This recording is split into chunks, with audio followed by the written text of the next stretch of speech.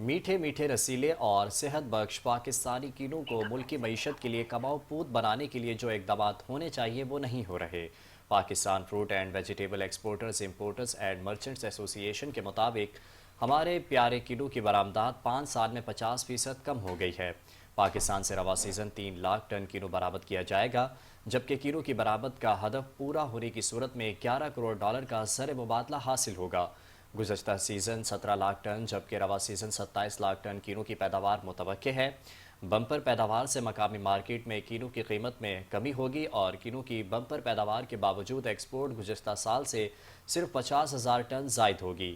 کاشتکاروں کا کہنا ہے کہ پاکستانی کینو کی ورائٹی پرانی اور ماحولیاتی تبدیلی کے اثرات سے مقابلہ کرنے کی صلاحیت کھو چکی ہے۔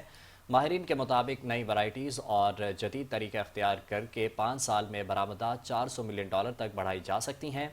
کینو سمیت زرعی شعبے کو ماحولیاتی تبدیلیوں کے اثرات سے محفوظ رکھنے کے لیے ہنگامی بنیادوں پر اقدامات ضروری ہیں۔